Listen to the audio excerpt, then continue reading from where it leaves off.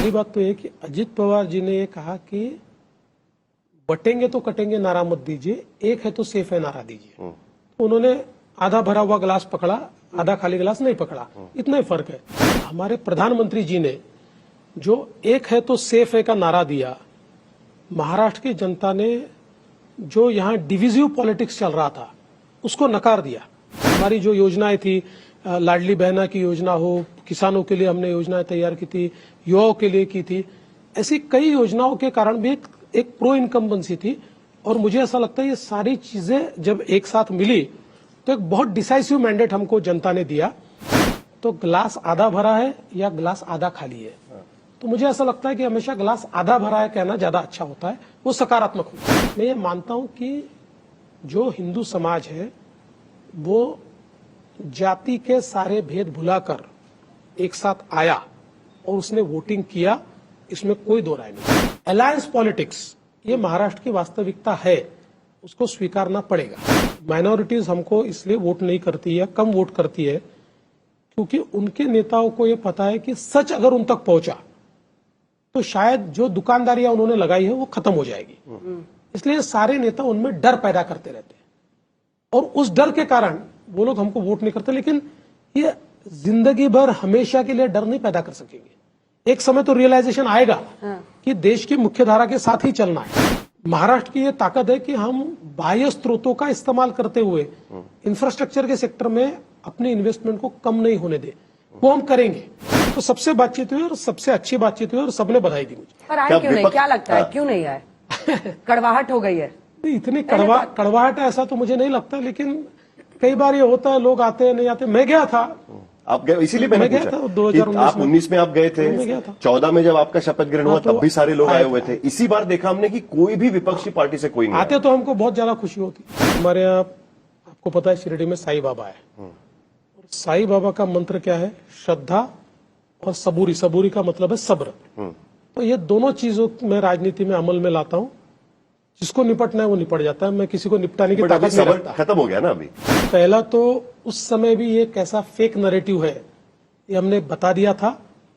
सबसे ज्यादा इन्वेस्टमेंट महाराष्ट्र में ही आ रहा है, और पहले क्वार्टर में तो जो एफडीआई आता है 52% देश का महाराष्ट्र में आया। कांग्रेस, उबाठा और शरद पवार जी की पार्टी का उसको एक प्रकार से समर्थन है। ये दोनों पार्टियां कभी चाहती नहीं है कि धारावी का विकास हो, क्योंकि इनकी वोट बैंक वहां बसती है। राहुल गांधी को सेफ का अर्थ सुरक्षा नहीं समझता, उनको सेफ ही तिजोरी समझती है, उनको तिजोरी की भाषा ध्यान में आती है। जब तक हार का आत्मनिरीक्षण नहीं करेंगे और अपने आप से झूठ बोलेंगे तब तक उनकी पार्टी ऊपर नहीं आ सकती। आप लोकसभा में जीतते तो ईवीएम में प्रॉब्लम नहीं है, आप झारखंड में जीतते उसी दिन तो प्रॉब्लम नहीं। एक ही दिन नांदेड़ में हम विधानसभा जीतते और आप लोकसभा जीतते तो भी प्रॉब्लम नहीं है। मुझे लगता है आत्मचिंतन करना चाहिए। देखिए, मैं ऐसा मानता हूं कि जात जो है, जात ये नेताओं के मन में है, लोगों के मन में नहीं है।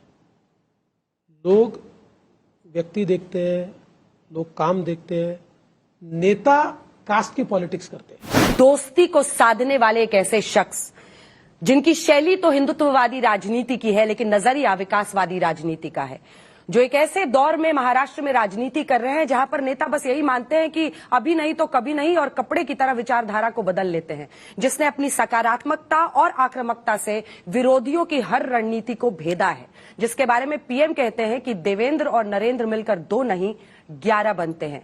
फिल्म आई थी मुकद्दर का सिकंदर, लेकिन मुकद्दर का समंदर बनकर महाराष्ट्र की राजनीति में मुख्यमंत्री देवेंद्र फडणवीस जी हमारे साथ हैं। बहुत स्वागत है आपका। Thank you.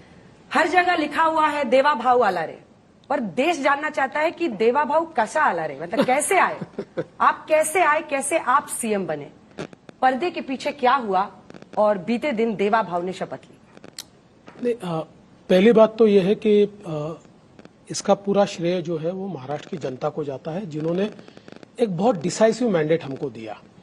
और उसके साथ साथ मैं ऐसा मानता हूं कि हमारे प्रधानमंत्री जी ने जो एक है तो सेफ है का नारा दिया, महाराष्ट्र की जनता ने जो यहाँ डिविजिव पॉलिटिक्स चल रहा था उसको नकार दिया, और एक है तो सेफ है इसको मानते हुए वोटिंग किया और साथ साथ एक प्रो इनकम्बेंसी भी हमने तैयार की थी। हमारी जो योजनाएं थी, लाडली बहना की योजना हो, किसानों के लिए हमने योजनाएं तैयार की थी, युवाओं के लिए की थी, ऐसी कई योजनाओं के कारण भी एक प्रो इनकम्बेंसी थी।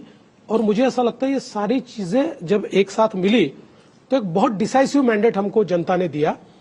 और चूंकि ये डिसाइसिव मैंडेट हमको मिला और भारतीय जनता पार्टी सबसे बड़ी पार्टी बनी।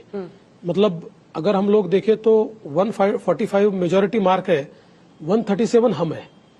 हमने कुल मिलाकर 148 सीटें लड़ी थी और 4 सीटें हमारे दोस्तों को दी थी। जैसे 152 सीटें थी, उसमें हम लोग 137 आए हुए। तो निश्चित रूप से एक प्रकार से लोगों ने विश्वास जताया था और भारतीय जनता पार्टी ने तय किया कि मुख्यमंत्री भारतीय जनता पार्टी का बनेगा। हमारे दोनों दोस्तों से हमने बातचीत की, उनको भी इस बात की मान्यता थी। उन्होंने भी ये कहा था कि ये जैसे हमारी महायुति को मैंडेट है, वैसे ही एक प्रकार से ये एक बड़ा मैंडेट भारतीय जनता पार्टी को मिला है। तो मैं ऐसा मानता हूं, देखिए मीडिया में तो कई चीजें चली, पर हमारी पहली बैठक में एकनाथ शिंदे जी ने इस बात को मान्य कर लिया था। अब हमारी पार्टी में किसको मुख्यमंत्री बनाना है तो पार्टी तय करती है। तो पार्टी ने वापस मुझे इसका अवसर दिया, मैं तो बहुत आभार व्यक्त करता हूं, क्योंकि मेरे जैसे एक कार्यकर्ता को हमारी पार्टी ने और विशेष रूप से प्रधानमंत्री जी ने 3-3 बार अवसर दिया। तो मैं ऐसा मानता हूं कि ये पार्टी का बड़प्पन है। सर, आपने एक बड़ी इंटरेस्टिंग बात कही है कि आपकी पहली ही मीटिंग में एकनाथ शिंदे ने मान लिया था कि वो मुख्यमंत्री नहीं बनेंगे, लेकिन उसके बाद 3 दिन जो यहां पर चलता रहा मुंबई में, उनकी ही पार्टी की तरफ से जिस तरीके से बयान आते रहे, खास करके एक बयान तो मैंने सुना कि उन्होंने कहा कि मराठा फेस, शिवसेना का ऑफिशियल बयान था ये, कि मराठा फेस मुख्यमंत्री होना चाहिए।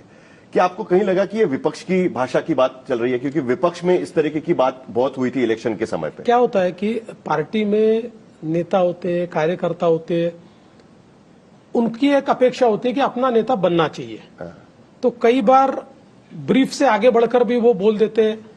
कई बार कुछ पार्टी में ऐसे भी नेता होते हैं जिनको ये लगता है कि हमारे नेता के बारे में हम नहीं बोलेंगे तो भाई हमारे नेता के सामने हमारा कद कैसा बड़ा होगा। जैसे कई फैक्टर होते हैं, तो उन फैक्टर्स के कारण ऐसी कई चीजें कही जा रही थी, लेकिन हमारे मन में कोई संदेह नहीं था। क्योंकि जिस समय ये सारी चीजें फाइनल हुई तो शिंदे जी के और मेरे व्यक्तिगत रिलेशन से शिंदे जी ने मुझे कहा कि मैंने क्या करना चाहिए। तो वो कहा कि आपने पद स्वीकारना चाहिए, क्योंकि जिस समय मैं उप मुख्यमंत्री बना तो मेरे भी मन में कई डाउट्स थे कि कैसे मैं ये लूं। मैं तो 5 साल मुख्यमंत्री रहा हूं, लेकिन मेरी पार्टी ने कहा, मैंने लिया और मेरे ध्यान में आया कि जब तक पार्टी का मजबूत आदमी सरकार में नहीं होता तब तक पार्टी भी नहीं चलती। ऐसा लग रहा था कि जैसे विपक्ष से ज्यादा झटका तो शिंदे जी को लगा नंबर देख के, और आपने गलत नंबर लेकिन बताया। एकनाथ शिंदे बार बार ये कह रहे थे कि लाड़की बहन योजना जो मेरी सरकार का काम था, जो स्कीम मैं लाया, जीत का श्रेय उनको मिलना चाहिए। ये तो वो ले रहे थे। नहीं, तो उनकी ये जीत का श्रेय किसका? देखिए, अल्टीमेटली जैसा आप, एकनाथ शिंदे जी मुख्यमंत्री थे तो मुख्यमंत्री को भी तो श्रेय जाता ही है ना।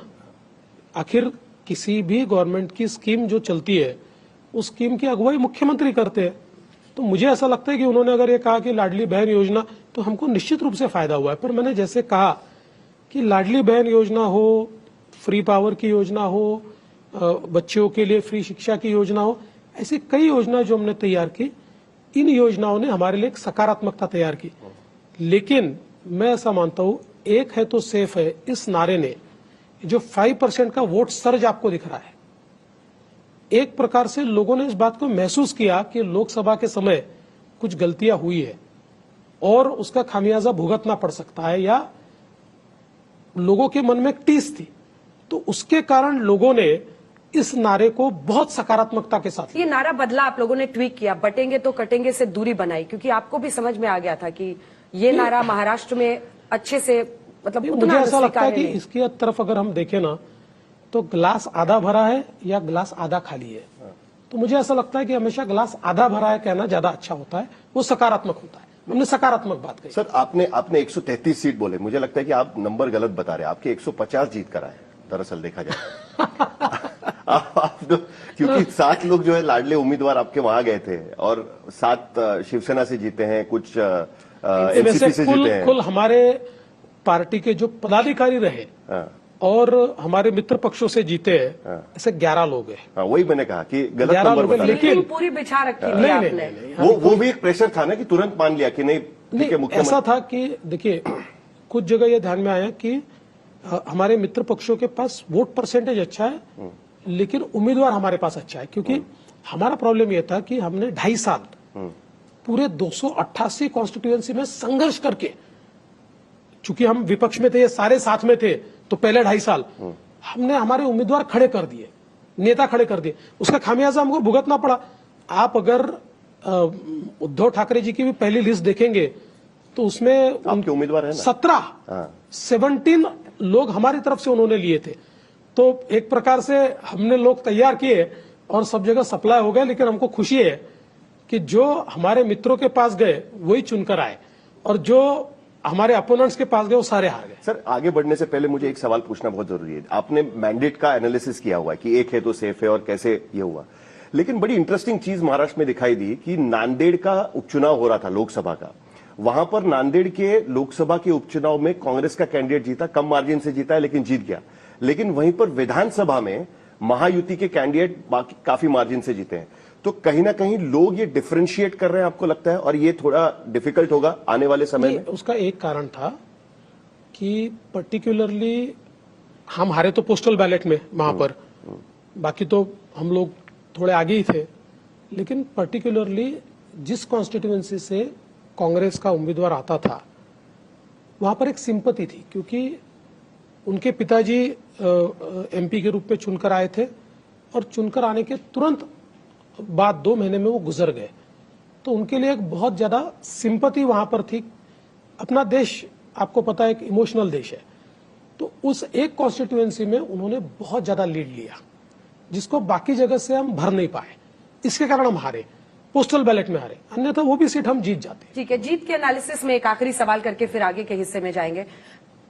आप हिंदुओं को जगा रहे थे एक गाना गाकर कि शिवाजी जागे जागो हिंदू, तो हिंदू जागे इसलिए आप सीएम बने या क्या हुआ? ओबीसी जागे। ओबीसी जागे। नहीं, पहली बात तो यह है कि हमारे यहाँ क्रिएटिव लोग बहुत है, तो ये जो गाना मैंने गाया था, ये मैंने 4 साल पहले एक मुंबई में बड़ा उत्तर भारतीय सम्मेलन हुआ था, उस सम्मेलन में मैंने वो गाना गाया था।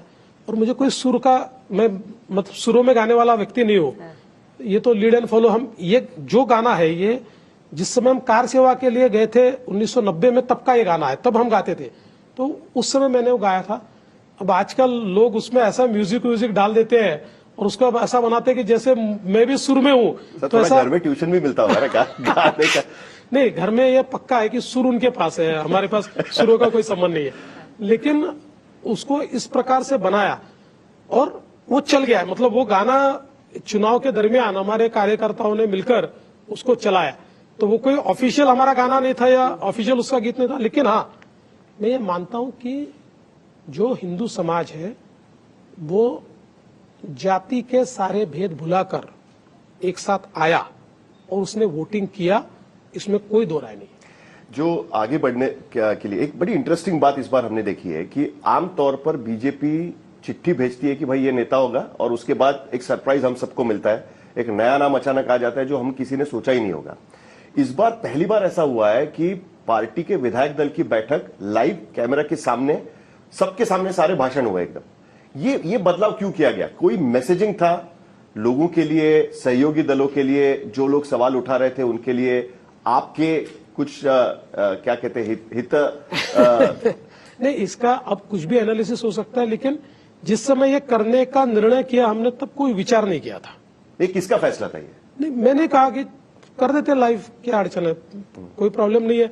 हमने कहा सारे कैमरे तो हम साथ नहीं ले जा सकते, तो कम से कम एजेंसीज को हम लोग अलाउ करें, तो सारे लोग उसको पिक करेंगे तो देश में जाएगा।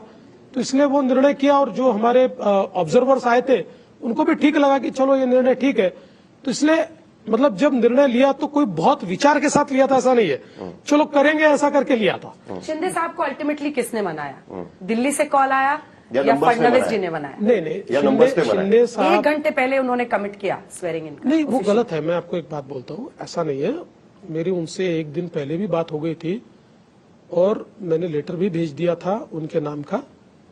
उनकी पार्टी में दो राय चल रही थी। आम राय तो ये थी कि शिंदे जी ने ज्वाइन करना चाहिए, पर एक माइनॉरिटी राय वहां ये भी थी कि शिंदे जी ज्वाइन न करे, वो एक प्रकार से कोऑर्डिनेशन कमेटी के चेयरमैन बन जाए, तो उसके ऊपर उनकी चर्चा चल रही थी। और शिंदे जी की मैंने एक आदत देखी है कि पेशेंटली हियर करते हैं और थोड़ा सबसे बातचीत करते हैं। चुनाव के समय भी साहिल को पता है कि जब टिकटों का बंटवारा होता था तो अंतिम समय तक उनकी चर्चाएं चलती थी, लेकिन उनका निर्णय पक्का हो गया था। उन्होंने पूरे डेमोक्रेटिक प्रोसेस को फॉलो किया। मनाया किसने? नहीं, मुझे लगता है कि मेरे से जो पहली हमारी मीटिंग हुई, उस मीटिंग के बाद हम दोनों जब मिले और मेरी जब बातचीत हुई, मैंने जो प्रधानमंत्री से भी बात हुई उनकी? प्रधानमंत्री जी से उसके बाद बात नहीं हुई। जो पहले बात हुई उसके बाद बात नहीं हुई। गृह मंत्री जी? नहीं, किसी से बात नहीं हुई। उसके बाद उनकी इस मसले पर बातचीत नहीं हुई।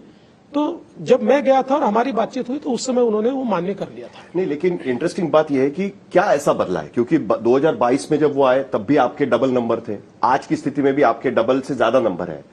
तो ऐसा क्या बदला है कि आपको सोचना पड़ा कि नहीं, इस बार मैंडेट को मानना चाहिए? तब भी मैंडेट आपके पक्ष में था, आज भी मैंडेट आपके पक्ष में है। देखिए, 2022 में शिंदे जी ने जिस समय एक प्रकार से उठाव किया और ये कहा कि इस सरकार में मैं नहीं रहना चाहता, मैं ऐसा मानता हूं कि उस समय एक बड़ी रिस्क उन्होंने ली थी।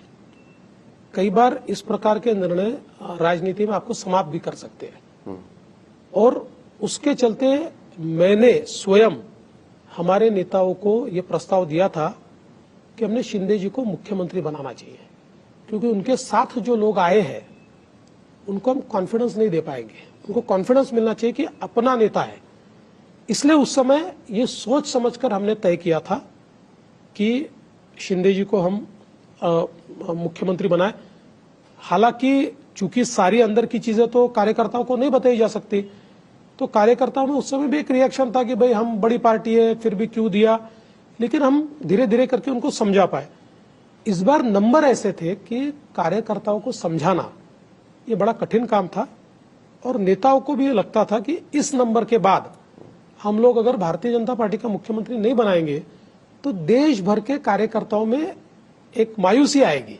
इसलिए मुझे लगता है, और शिंदे जी ने भी, मैं आपको कहता हूं कि शिंदे जी ने भी ये कहा, जब बातचीत हुई ना तो शिंदे जी ने पीएम साहब को भी कहा और अमित भाई को भी कहा कि मैं समझ सकता हूं कि आपका नंबर ही ऐसा है कि आपको ये विचार करना पड़ रहा है। साम दाम दंड भेद, आपकी चतुराई और परिपक्वता तो पॉलिटिक्स में दिख रही है। आपने अपनी बारी का इंतजार किया, लेकिन अब आते हैं मंत्रालयों पर, क्योंकि आप सीएम थे तब भी, डेप्यूटी थे तब भी, गृह मंत्रालय आपके पास था। 3 मंत्रालय जिसको बहुत यहाँ पर, गृह मंत्रालय, वित्त मंत्रालय, शहरी विकास मंत्रालय, ये तीनों कैसे कैसे बांटेंगे? भी एक ऐड कर लीजिए। 3 धुरी नहीं, अभी हमारी चर्चाएं चल रही है। देखिए, सवाल परसेप्शन का ही होता है। मतलब सभी को न्याय मिला है ऐसा परसेप्शन अगर क्रिएट नहीं हुआ तो उनकी पार्टियों में उनको सम्मान नहीं मिलता है। तो इसलिए हमारी बातचीत चल रही है। मैं 2 चीजें कह सकता हूं। एक तो नंबर्स करीब करीब फ्रीज हो गए हमारे, जो आज आप मत पूछिए, नहीं बता पाऊंगा मैं, लेकिन नंबर हमने करीब करीब फ्रीज कर लिए हैं। 22, 12 और 9, 8। नहीं, ऐसा नहीं है। अच्छा। मैं इतना भी 21, मतलब हम लोग कई सारे नंबर्स आप अभी 1 से लेकर 43 तक सारे नंबर बता दीजिए, लेकिन मैं नहीं बताऊंगा। लेकिन हमने करीब करीब उसको फिक्स कर लिया है, और पोर्टफोलियो जो है उसके ऊपर चर्चा चल रही है। एक इनिशियल चर्चा हमने की है। हम लोग डीपली उसके ऊपर चर्चा नहीं कर पाए, क्योंकि कल परसों हम लोग इस विचार में थे कि क्या 3 लोग शपथ ले या और लोगों की शपथ करें, तो इसमें हम लोग पोर्टफोलियो पे ज्यादा ध्यान नहीं दे पाए। लेकिन एक्सपेंशन होगा, एक्सपेंशन होगा, और मैं ये कह सकता हूं कि 16 तारीख से पहले होगा। मुझे पोर्टफोलियो पर बात पूछना है, लेकिन उससे पहले एक सवाल पूछना मुझे लगता है जरूरी है कि आप बिहार के भी प्रभारी हैं, चुनाव प्रभारी रह चुके थे, और बिहार और महाराष्ट्र में सिमिलैरिटीज बहुत है। तो ऐसे में जो रूल बिहार में लागू किया गया वो महाराष्ट्र में क्यों नहीं लागू किया गया? नंबर्स तो वहां भी वही है, वहां भी चुनाव के बाद में बीजेपी के जो नंबर्स दिख रहे थे उसके बाद वहां भी प्रेशर होगा ही। तो ऐसा क्या है? और दूसरी बात, आपने कहा कि कॉन्फिडेंस बिल्डिंग करना था शिवसेना के नेताओं को। क्या अभी कल हम लोग वहां पर हमने देखा कई लोगों का, तो उनका कॉन्फिडेंस थोड़ा सा शेकी लग रहा था, तो आपको शायद उस पर भी काम करना पड़ेगा कि अब क्या होगा आगे।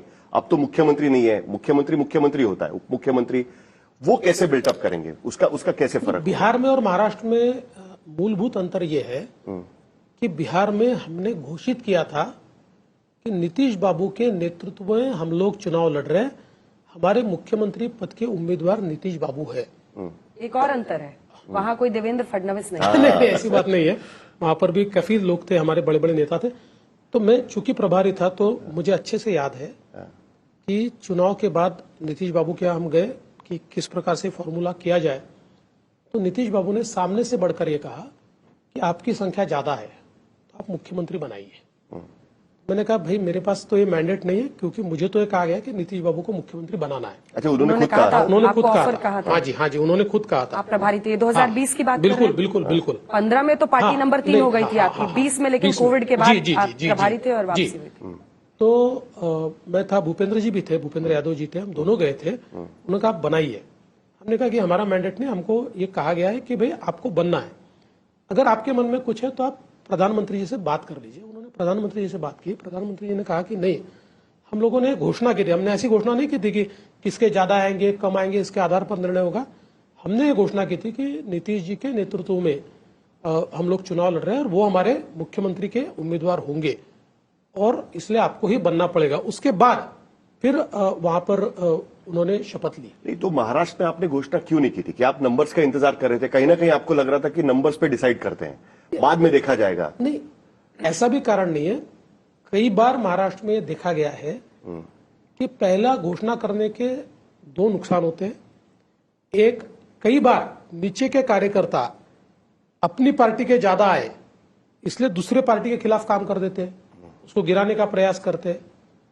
कई बार 3-3 पार्टियां हैं तो जब ऐसा लगता है कि अपनी भी पार्टी का मुख्यमंत्री बन सकता है तो एक उत्साह होता है, उस उत्साह में लोग काम करते हैं तो वो उत्साह कम हो जाता है। इसलिए देखिए, ये कोई एक फॉर्मूला नहीं है, ये हर चुनाव का अपना अलग फॉर्मूला होता है। जैसे आपने देखा होगा आसाम में हम लोगों ने एक मुख्यमंत्री के रहते हुए भी बिना नाम के चुनाव लड़ा, कभी हमने नाम के साथ चुनाव लड़ा। 2019 में मेरा नाम घोषित करके चुनाव लड़ा गया था। तो इसलिए इस प्रकार से होता है। आपने अच्छा याद दिलाया। सर्बानंद सोनोवाल और हेमंत बिस्वा शर्मा पे कल ही हम लोग बातचीत कर रहे थे, लेकिन अब असल सवाल पर आते हैं सर। शिंदे साहब गृह मंत्रालय मांग रहे हैं क्या? अभी तक उन्होंने कोई मंत्रालय ऐसा मांगा नहीं है, लेकिन उन्होंने ये जरूर कहा कि ये 3-4 मंत्रालय जो है इसके ऊपर हम चर्चा करें और उसका निर्णय करें, तो हम करेंगे चर्चा। बट नॉर्मली आपका स्टाइल ऑफ फंक्शनिंग है कि खास करके जब से आप चीफ मिनिस्टर बने कि गृह विभाग आप अपने पास रखते हैं। आपने जब भी आप सत्ता में आए तो डेप्यूटी रहे तब भी, तो वो मतलब उस लिहाज से ये माना जाता है कि आप नहीं छोड़ेंगे उसको। ऐसा नहीं है। देखिए, मूल रूप से हमको ये लगता है कि गृह विभाग हमारे पास रहना चाहिए और हमेशा हमारे साथ रहा हुआ है। और विशेष रूप से क्या होता है, वैसे तो हम तीनों साथ में ही है, लेकिन चूंकि केंद्र सरकार से, केंद्रीय गृह मंत्रालय से बहुत ज्यादा कोऑर्डिनेशन करना पड़ता है। नक्सल की समस्या है, मुंबई जैसा एक शहर है जो मैं ऐसा मानता हूँ बहुत वल्नरेबल शहर है, एक प्रकार से आर्थिक राजधानी है, तो इसलिए आसान होता है।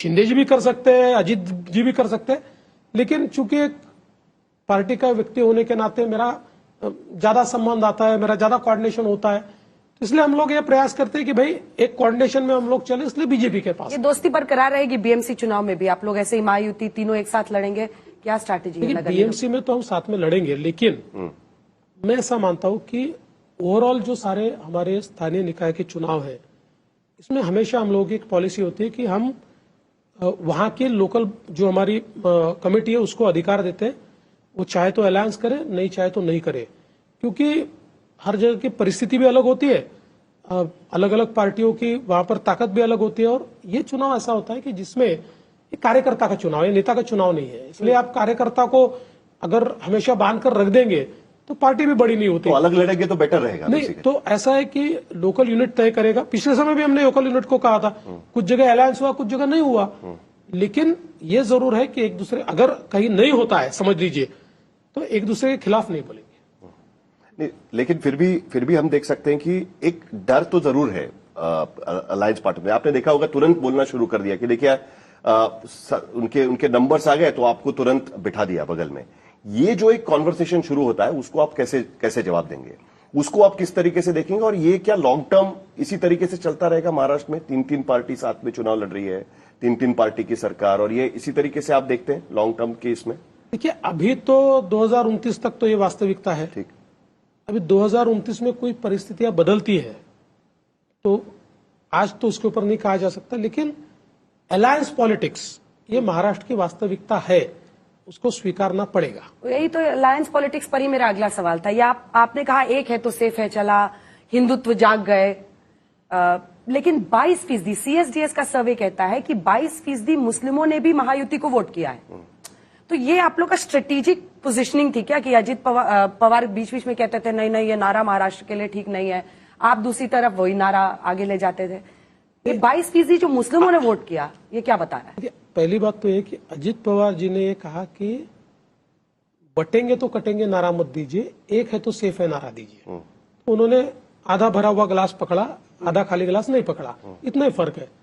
और मुस्लिमों ने हमको वोट जरूर दिया होगा, भले ही कम दिया हो ज्यादा दिया हो, पर एक चीज तो पक्की है कि हमने डिस्क्रिमिनेशन नहीं किया। हमारे 2.5 सालों में जितनी हमारी योजनाएं आई, उन योजनाओं के बड़े लाभार्थी ये मुस्लिम है। हमने लाडली बहना लाई तो सबसे ज्यादा मुस्लिम बहनों को लाडली बहना का फायदा मिला, इसलिए हमने कोई डिस्क्रिमिनेशन नहीं किया। देखिए, मूल रूप से माइनॉरिटीज हमको इसलिए वोट नहीं करती है, कम वोट करती है, क्योंकि उनके नेताओं को यह पता है कि सच अगर उन तक पहुंचा तो शायद जो दुकानदारियां उन्होंने लगाई है वो खत्म हो जाएगी। इसलिए सारे नेता उनमें डर पैदा करते रहते हैं और उस डर के कारण वो लोग हमको वोट नहीं करते। लेकिन ये जिंदगी भर हमेशा के लिए डर नहीं पैदा कर सकेंगे। एक समय तो रियलाइजेशन आएगा कि देश की मुख्य धारा के साथ ही चलना है और लोग चलेंगे। आपने लाड़की बहनों की अभी बात की थी, तो लाड़की बहन योजना में ये 1500 से 2100 कब कर रहे हैं? और देखिए, अब आपके सामने चैलेंज बड़ा है, क्योंकि आजकल नेता से ज्यादा फ्रीबीज मैदान में उतरते हैं चुनाव में। हम 1500, हम 2100 नहीं, हम 3000। ऐसे में आप कैसे संभालेंगे फाइनेंस को? नहीं, देखिए, आपकी बात बिल्कुल सही है। महाराष्ट्र में हम लोगों ने हमेशा जो हमारा डेट जीडीपी रेशियो है इसको 17-18% तक रखा है। अब ये बढ़ेगा, 25% तक अलाउड है, लेकिन उतना नहीं जाएंगे, लेकिन ये बढ़ेगा। हम लोगों को एक स्टेबलाइजेशन लाना पड़ेगा हमारी अर्थव्यवस्था में। मुझे ऐसा लगता है कि 1-2-3 साल में वो स्टेबलाइजेशन हम लोग ला पाएंगे, और जो वादे हमने किए वो सोच समझ कर किए, उन वादों को हम पूरा करेंगे। कब से देंगे? लेकिन सर, लेकिन इस पे 2100 कब से दे पाएंगे? अभी पहला बजट आना है, अभी फाइनेंशियल परिस्थिति हमारी क्या है, कितनी आवक हमारी आई हुई है। अभी जो मैं इनिशियल आंकड़े ले रहा था उसमें टैक्स में बॉयंसी अच्छी है, हम लोगों को एसजीएसटी काफी अच्छे पैमाने पर आ रहा है। ये सारी चीजों को देखकर हम लोग इसका फैसला करेंगे। नहीं, लेकिन फिर भी कई बार ये कहा जाता है कि स्टेट अपने बजट पर, अपनी संपत्ति पर ठीक तरीके से ध्यान नहीं रखती और अपने आय से ज्यादा वादे कर देते हैं, और वो चुनाव के पहले कई बार हमने देखा हुआ है। आपने भी जो वादे किए हुए हैं, 1,25,000 करोड़ से भी ज्यादा आपको पैसे लगेंगे, 1000 करोड़ से भी ज्यादा पैसे लगेंगे ये सब वादे पूरे करने के लिए। तो ये लाना भी तो बड़ा मुश्किल होगा ना सर। बजट के बाद भी कई सारे वादे किए हुए हैं, कई सारी योजनाओं की घोषणा कर डाली गई है, तो कहीं ना कहीं उसका एक स्टैंडर्डाइजेशन करना पड़ेगा, नया लुक देना पड़ेगा, उसको नए सिरे से उसको देखना पड़ेगा। क्या होता है कि नॉर्मली महाराष्ट्र में हम लोगों ने बजट पे जो थ्रस्ट रखा उसमें हम लोगों ने इंफ्रास्ट्रक्चर सेक्टर को ज्यादा तवज्जो दी, ठीक, और साथ साथ सोशल सेक्टर पर भी काम किया। अब अर्थव्यवस्था में दोनों प्रकार के अप्रोच होते हैं। एक अप्रोच ये होता है कि आप सोशल सेक्टर पे ज्यादा ध्यान दीजिए, सोशल सेक्टर में ज्यादा आप इन्वेस्ट कीजिए। तो अब हमारा इन्वेस्टमेंट का जो एक पाथ है, जो वे है, वो हम लोग सोशल सेक्टर पर ज्यादा कर रहे हैं। अभी ये जो हमने योजनाएं तैयार की है, लेकिन हम लोग ये प्रयास करेंगे कि सोशल सेक्टर पे इन्वेस्टमेंट करते हुए महाराष्ट्र की ये ताकत है कि हम बाह्य स्रोतों का इस्तेमाल करते हुए इंफ्रास्ट्रक्चर के सेक्टर में अपने इन्वेस्टमेंट को कम नहीं होने दे, वो हम करेंगे। इसलिए ये आपकी बात मैं बिल्कुल मानता हूं कि बजट पर स्ट्रेस आएगा, नहीं आएगा ऐसा कहने का कोई सवाल नहीं है। और ये 1,25,000 करोड़ नहीं है, पर करीब 60,000 करोड़ का निश्चित रूप से इसमें स्ट्रेस हमारे ऊपर आने वाला है। उसको मैनेज करने के हम लोगों ने कई रास्ते ढूंढे हुए नंबर्स तो करेंगे। घटेगा ना, लेकिन अभी 2.25 करोड़ महिलाओं को आप पैसे दे रहे हैं, कुछ तो नंबर घटेगा, उसमें कुछ तो रैशनलाइजेशन करना पड़ेगा ना। पर बहुत घटेगा ऐसा नहीं लगता मुझे। केवल जो अपरेंट गलतियां हैं वही घटेगा। अब आपके यहाँ क्योंकि कई जगहों पर 25-25 फॉर्म एक दो लोगों हाँ ने जी, हाँ भर जी, दिए, वो कुछ वो है पकड़ा इसमें। कुछ लोगों ने बदमाशी की है, कुछ अपरेंट गलतियां है, कुछ उस समय ध्यान में आया कि आदमियों ने औरतों के नाम से फॉर्म भर दिए। अब धीरे धीरे वो बाहर आएगा तो वो तो रैशनलाइज आपके राजनीतिक विरोधियों पर आते हैं। इस चुनाव ने उद्धव ठाकरे को कहां पर खड़ा किया है? शरद पवार, मुझे याद है उस इंटरव्यू में चुनाव के पहले आप उस दिन भी मुझे कह रहे थे कि उनका कद महाराष्ट्र की पॉलिटिक्स में बहुत बड़ा, आप लोग उन पर सीधा अटैक करने से बच रहे थे। लेकिन अब जब पॉलिटिक्स और ये सारे, कोई भी आपके शपथ ग्रहण समारोह में नहीं आया। 14 में सारे लोग आए थे। नहीं, मैंने मतलब एकदम नहीं, लड़ाई हो मैंने गई है। सबसे फोन पे बात की थी। मैंने शरद पवार जी को फोन किया। क्या कहा उन्होंने? शरद पवार जी ने कहा कि उन्होंने मुझे बधाई दी। उन्होंने कहा विपक्षी रूप में आपको पूरा सहकार्य देंगे। उन्होंने कहा कि चूंकि संसद चल रही है तो इसलिए मैं नहीं आ पाऊंगा। मैंने उद्धव ठाकरे जी को भी फोन किया था। उद्धव ठाकरे जी ने भी मुझे बधाई दी। इस बार फोन उठाया? हाँ, फोन उठाया, मेरे से बातचीत की। उन्होंने भी बधाई दी। उन्होंने भी कहा कि जो हम सहकार्य कर सकते करेंगे, और मुझसे भी अपेक्षा व्यक्त की कि हम लोग भी उनसे सहकार्य करें। मैंने कहा बिल्कुल हम करेंगे। मैंने सुशील कुमार शिंदे जी को फोन किया, हमारे पूर्व मुख्यमंत्री है। सुशील कुमार शिंदे जी ने कहा कि मैं दिल्ली आया हूं इसलिए शायद नहीं आ पाऊंगा, लेकिन उन्होंने भी मुझे बधाई दी। मैंने पृथ्वीराज चौहान जी को फोन किया, पृथ्वीराज चौहान जी ने भी मुझे बधाई दी। पृथ्वीराज चौहान जी ने कहा कि कराड़ में कोई कार्यक्रम उन्होंने लिया हुआ है, वो नहीं आ पाएंगे। तो सबसे बातचीत हुई और सबसे अच्छी बातचीत हुई और सबने बधाई दी मुझे। पर आए क्यों नहीं? क्या लगता है क्यों नहीं आए? कड़वाहट हो गई है? नहीं, इतनी कड़वाहट है ऐसा तो मुझे नहीं लगता, लेकिन कई बार ये होता है, लोग आते हैं नहीं आते। मैं गया था, आप गए, इसीलिए मैंने मैं गया पूछा था कि 2019 आप 19 में आप गए थे, मैं गया था। 14 में जब आपका शपथ ग्रहण हुआ तो तब भी सारे लोग आए आए हुए थे। इसी बार देखा हमने कि कोई भी विपक्षी पार्टी से कोई नहीं आते तो हमको बहुत ज्यादा खुशी होती। क्या विपक्ष का नेता आप बनने देंगे इस बार? क्योंकि स्थिति तो ऐसी कि नंबर्स नहीं है उनके नहीं, पास। विपक्ष का नेता बने या न बने ये पार्टी नहीं तय करती। हाँ, मतलब ये अध्यक्ष तय करते हैं। विधानसभा के नए अध्यक्ष पूरी परिस्थिति का आकलन करके इसका निर्णय लेंगे। अगर वो कहते हैं कि विपक्ष का नेता बनाना है तो हम मना नहीं करेंगे। आप अलाउ करेंगे हम उसको? अलाउ करेंगे। एक और एक इंटरेस्टिंग बात है कि 14 में जब आपने शपथ ली थी तब आपके बहुत ज्यादा सीनियर सहयोगी आपके साथ में शपथ ले रहे थे। तो 3.0 में देवेंद्र फडणवीस का मंत्रिमंडल किस तरीके से अलग होगा? आप एक 10 साल अब क्या कहते हैं कि सीनियर हो गए अभी यहां पर तो उस लिहाज से कैसे क्या फर्क 10 साल नहीं, मुझे 25 साल हो गए मुख्यमंत्री महाराष्ट्र की के विधानसभा में। नहीं, मुख्यमंत्री के तौर पर कह रहा हूं। जी जी, नहीं, सही बात है। मुझे ऐसा लगता है कि एक मिक्स होगा। अनुभवी लोग और नए लोग, इनका एक मिक्स तैयार करने की कोशिश करेंगे हम लोग। नेता विपक्ष की बात अभी हो रही थी, तो वहीं से राज्यसभा पर आते हैं, क्योंकि 2026 में 7 सांसद रिटायर होंगे, 3 एनडीए के और 4 उधर, जिसमें शरद पवार भी हैं, प्रियंका चतुर्वेदी भी हैं, रजनी पाटिल भी हैं, फौजिया खान भी हैं। और अब नौबत ऐसी आ जाएगी इन नतीजों के बाद कि एक ही उस तरफ से जीत पाएगा, वो भी मुश्किल से। बिल्कुल सही बात है। ये अब पॉलिटिक्स में कभी कभी ऐसा होता है, नंबर ऐसे आ जाते हैं, तो लोगों ने हमको, जब उनके पास नंबर थे तब भी आपने जीतने नहीं दिया था। अब तो नंबर नहीं है। अरे हम कहते हैं देवेंद्र फडणवीस जी को सबको निपटाना आता है, ये बात सही है क्या? धीरे धीरे पहले पूरा फील्ड बिछाते हैं, कहाँ पे कौन सा कैच ले आउट करने के लिए कहाँ खड़ा करना है, फिर धीरे धीरे धीरे सब्र के साथ।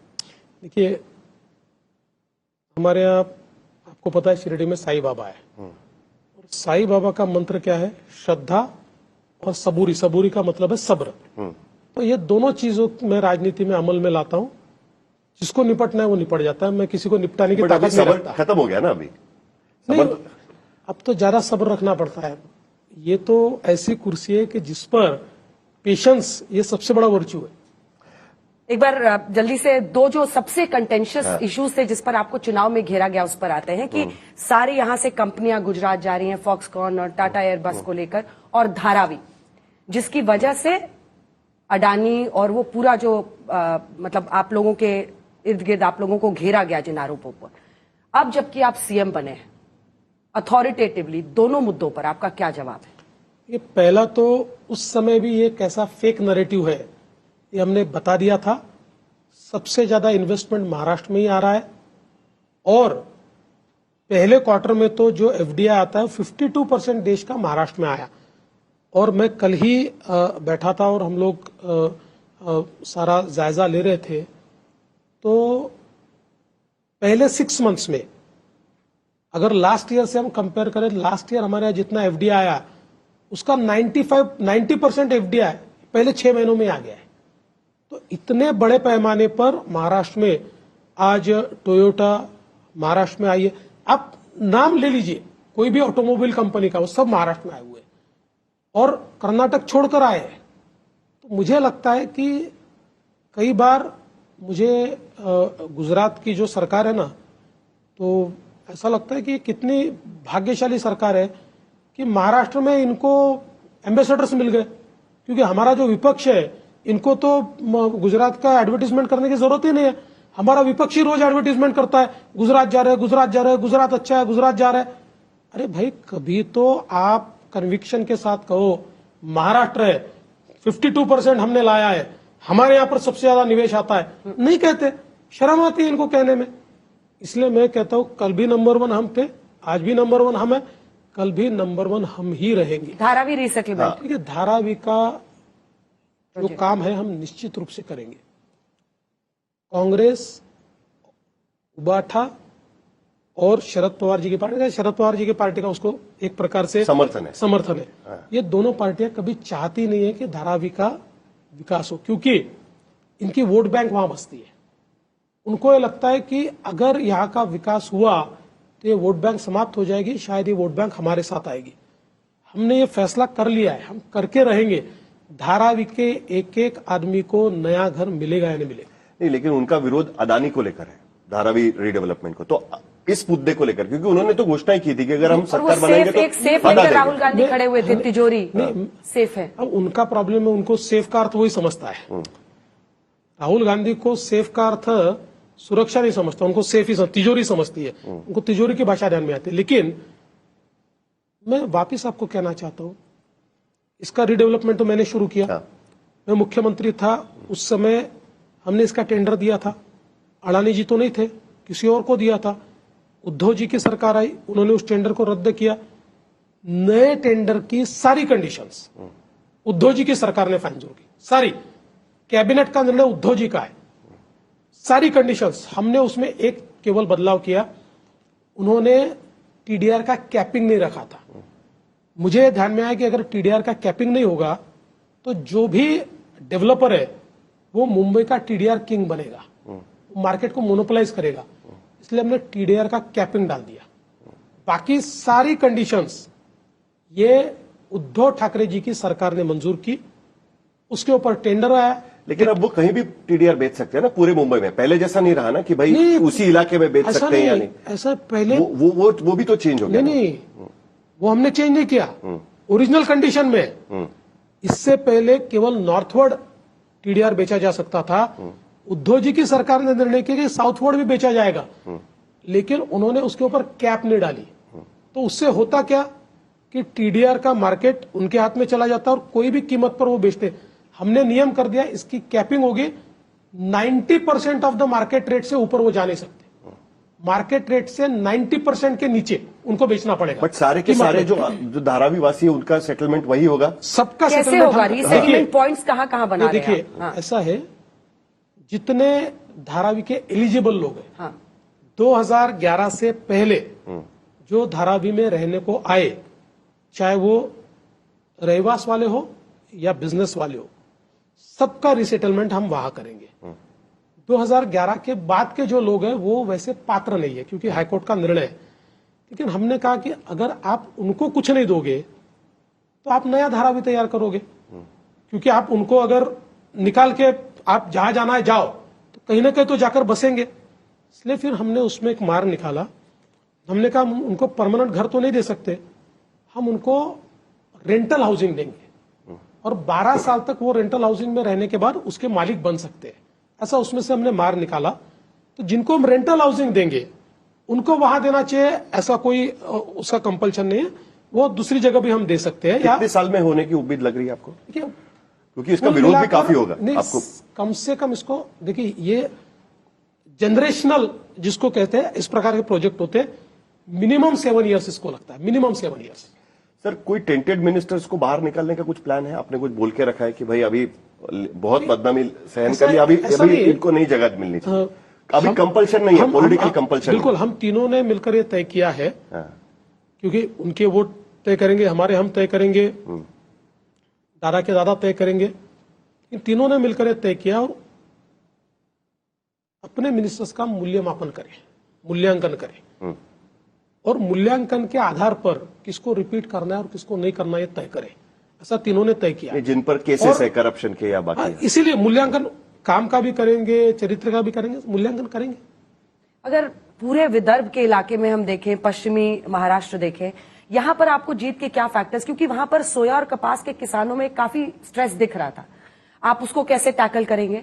और इधर पश्चिमी महाराष्ट्र में भी आपने, बीजेपी ने भी वहां अच्छा किया, एनसीपी दूसरे नंबर पर है वहां, क्या वजह रही इन दो इलाकों में जहां जो कि शरद पवार का गढ़ था? नहीं, अगर विदर्भ की बात करें तो बिल्कुल सही बात है कि कपास और सोयाबीन की जो खरीद पिछले समय हुई थी वो एक प्रकार से मार्केटेड उसमें नीचे चला गया था और इसलिए किसानों का नुकसान था। तो हमने लोकसभा से पहले ये घोषणा की थी कि हम लोग भावांतर योजना लाएंगे और जो अमाउंट है उसको मैच करके किसानों को देंगे, 5,000 रुपया हम। बट एमएसपी बढ़ाना पड़ेगा आपको? नहीं, तो हमने उस समय, मैं इसका पहले जवाब देता हूं, ये हमने घोषणा की थी।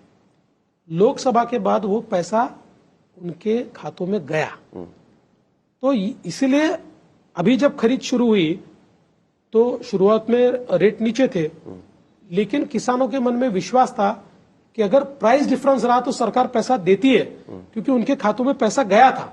हमने कहा कि हम ये करेंगे। पर वो तो 15% तक ही देती है ना सर? नहीं, 15% नहीं, हमने तो एक प्रकार से अगर आप देखेंगे तो प्राइस मैच कर लिया। मैच कर लिया हमने। और अभी हम लोगों ने केंद्र सरकार से निवेदन करके, सोयाबीन की खरीद में प्रॉब्लम आ रहा था क्योंकि इस बार बारिश लेट तक चली तो सोयाबीन में मॉइस्चर ज्यादा था, तो मॉइस्चर कंटेंट 15% था, 12% पे खरीद होती है। हमने केंद्र सरकार को ये कहा कि आप 15% पर खरीद की हमको इजाजत दीजिए, 3% का अगर डिफरेंस आया हम बेयर करेंगे, आप मत दीजिए, स्टेट गवर्नमेंट बेयर करेगी। उन्होंने वो चेंज कर दिया। अभी जो खरीद हो रही है सोयाबीन की 12 जनवरी तक चलेगी। अभी यानी अभी हम 6 दिसंबर को है, हमने पिछले 15 सालों के रिकॉर्ड तोड़ दिए, इतनी खरीद कर ली है, तो पूरी खरीद हम करेंगे। तो मुझे लगता है कि किसानों में हम विश्वास जगा पाए। और जहां तक वेस्टर्न महाराष्ट्र का सवाल है, मुझे ऐसा लगता है कि वेस्टर्न महाराष्ट्र, ये आप अगर पिछला भी चुनाव देखेंगे तो जब एक प्रकार से शरद पवार जी को एक बड़ा एडवांटेज मिला वेस्टर्न महाराष्ट्र में पिछले चुनाव में, फिर भी बीजेपी का नंबर कम नहीं हुआ था, बीजेपी का नंबर उतना ही था। तो एक प्रकार से वेस्टर्न महाराष्ट्र ये बीजेपी का धीरे धीरे गढ़ बना है। और इस बार इतना फायदा इसलिए मिला कि लोगों ने अजित पवार जी को शरद पवार जी के सामने मैंडेट दिया। उनका वोट ट्रांसफर हुआ आपको? विपक्ष तो कह रहा है ईवीएम ने आपको जिताया है, इस पर क्या जवाब है? बैलेट यात्रा निकाल रहे हैं राहुल गांधी की, बैलेट से वोट होना चाहिए। जब तक हार का आत्मनिरीक्षण नहीं करेंगे और अपने आप से झूठ बोलेंगे तब तक उनकी पार्टी ऊपर नहीं आ सकती। एक सीधा सवाल पूछता हूं कि इधर अमित देशमुख लड़ रहे लातूर शहर में और लातूर ग्रामीण में धीरज देशमुख लड़ रहे। धीरज देशमुख हारते हैं और अमित देशमुख जीतते हैं, तो क्या धीरज देशमुख जी के यहाँ ईवीएम मैनेज हो गया और यहाँ नहीं हो पाया? देखिए, बहुत बचकानी बात है। आप लोकसभा में जीतते तो ईवीएम में प्रॉब्लम नहीं है, आप झारखंड में जीतते उसी दिन तो प्रॉब्लम नहीं। एक ही दिन नांदेड़ में हम विधानसभा जीतते और आप लोकसभा जीतते तो भी प्रॉब्लम नहीं है। मुझे लगता है आत्मचिंतन करना चाहिए। एक आखिरी सवाल, एक दो आखिरी सवाल के साथ अंत करेंगे। एक चीज पूरे देश को बहुत मतलब मिस्टीरियस लगती है और वो ये है कि देवेंद्र फडणवीस 44 साल की उम्र में पहली बार सीएम बने। मराठा वर्चस्व वाले महाराष्ट्र में जहां 33% मराठा है लेकिन 60% सांसद मराठा है, लगभग 125 से ज्यादा विधायक मराठा है, वहां पर क्या आप उस कास्ट फ्रेमवर्क को तोड़ने में कामयाब हुए हैं एज अ लीडर? क्या प्रधानमंत्री का वो एक्सपेरिमेंट कि वो मोहन यादव को सीएम बनाते हैं मध्य प्रदेश में, या मनोहर लाल को हरियाणा में एक वक्त पे बनाते हैं, सैनी साहब को बनाते हैं और देवेंद्र फडणवीस को महाराष्ट्र का सीएम बनाते हैं, क्योंकि आप ही के नेतृत्व में लगातार तीसरी बार, मतलब अब तक का बेस्ट रिकॉर्ड परफॉर्मेंस है ये बीजेपी के लिए महाराष्ट्र में? देखिए, मैं ऐसा मानता हूं कि जात जो है, जात ये नेताओं के मन में है, लोगों के मन में नहीं है। लोग व्यक्ति देखते हैं, लोग काम देखते हैं, नेता कास्ट की पॉलिटिक्स करते हैं, नेता लोगों के अंदर कास्ट की भावना निर्माण करते हैं। और मोदी जी में ये हिम्मत है कि गुजरात से लेकर तो देश तक मोदी जी ने हमेशा लोगों की बात सुनी है, लोगों के मन की बात सुनी है। जहां तक महाराष्ट्र का सवाल है, महाराष्ट्र में आज हमको 132 जगह मिली है और कुल मिलाकर 137 मिली है। मराठा समाज ने भी हमको वोट दिया और ओबीसी समाज ने भी वोट दिया, तभी हमको मिली। अब लोगों ने कहा कि लोकसभा के चुनाव में मराठाओं का वोट हमको नहीं मिला। मैं सवाल हमेशा पूछता हूं कि 43.9% कांग्रेस को मिला, यानी उनकी आघाड़ी को, और 43.6%, 0.3% का फर्क था। अगर मराठा समाज हमको वोट नहीं देता तो क्या हम 43.6% पर जाते? मुझे ऐसा लगता है कि आज अगर आप देखें, सबसे ज्यादा मराठा जो एमएलएज है बीजेपी से चुनकर आए हैं। मराठा हो या ओबीसी हो, सब लोग हमारे साथ में।